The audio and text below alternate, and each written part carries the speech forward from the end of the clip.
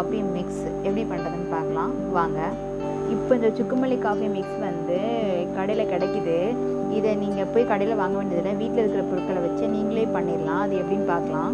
நமக்கு த்ரோட் பெயினாக இருக்கும்போது, ஹெட்டேக்காக இருக்கும்போது இந்த சுக்கு மல்லி காஃபி குடிச்சோன்னா நமக்கு ஒரு நல்ல ரிலீஃப் கிடைக்கும். நான் இன்றைக்கி 25 கிராம் சுக்கு எடுத்திருக்கேன். இந்த 25 கிராம் சுக்குக்கு 25 கிராம் மல்லி எடுத்துக்கணும். இது ரெண்டையும் நம்ம தனித்தனியாக பவுடர் பண்ண போகிறோம். மாதிரி எல்லார் வீட்லேயும் ஒரு உரல் வச்சுருப்போம் கல்லில். இதை வச்சு ஃபஸ்ட்டு நம்ம அந்த சுக்கை ஃபுல்லாக கொஞ்சம் தட்டிக்கணும். இந்த மாதிரி கொஞ்சம் தட்டி அதுக்கப்புறம் நம்ம மிக்ஸி ஜாரில் போட்டோன்னா அது சீக்கிரமாக பவுடர் ஆகிடும். பாருங்கள், இப்போ அந்த உரலில் போட்டு ஓரளவு அதை இடித்து எடுத்துகிட்டு வந்தாச்சு. அதை எடுத்து மிக்ஸி ஜாரில் போட்டு பவுட்ரு பண்ணி எடுத்துகிட்டு வந்துடலாம்.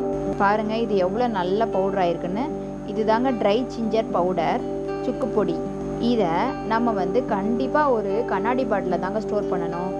அப்போ தான் அது கெடாமல் இருக்கும். இதே மாதிரி நம்ம மல்லியவும் எடுத்து மிக்ஸி ஜாரில் போட்டு, ரொம்ப ஃபைன் பவுடராக வர வேண்டாம், மல்லி மட்டும் ஓரளவு இந்த பதத்துக்கு அரைச்சி எடுத்துகிட்டு வந்துடுங்க.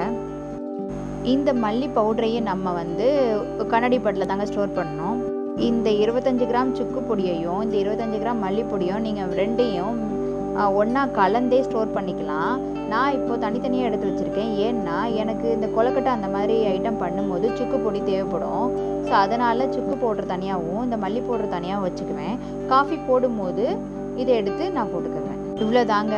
இந்த சுக்கு பவுடர் இந்த மல்லி பவுடர் ரெண்டையும் மிக்ஸ் பண்ணி வச்சுக்கோங்க. அவ்வளோதான், சுக்கு மல்லி காஃபி பவுடர் ரெடி ஆயிடுச்சு. இந்த சுக்கு மல்லி காஃபி எப்படி போடுறதுன்னு பார்க்கலாம் வாங்க. ஒரு பாத்திரத்தை எடுத்துக்கோங்க. அதில் வந்து 2 டேபிள் ஸ்பூன் மல்லி பவுடர் போட்டுட்டு இந்த 1.5 டேபிள் ஸ்பூன் சுக்கு பவுடர் போட்டு, இதுக்கு தேவையான இனிப்பு வந்து என்னென்னா வெல்லமோ கருப்பட்டியோ அது உங்கள் இனிப்புக்கு தக்கன எடுத்து இந்த இது கூட போட்டு இதில் தண்ணி ஊற்றி இதை நல்லா வேக விடுங்க. பாருங்கள் எப்படி வேகுதுன்னு. இந்த மாதிரி நல்லா இந்த இது கொதித்து வரணும். ஒரு 5 மினிட்ஸ் அப்படியே கொதிக்கட்டும். சிம்லே போட்டு நல்லா கொதிச்சு கொஞ்சம் வத்தட்டும். அவ்வளோதான். இதை ஃபில்டர் பண்ணி இதை சுட சுட ஆவி பறக்க குடிங்க.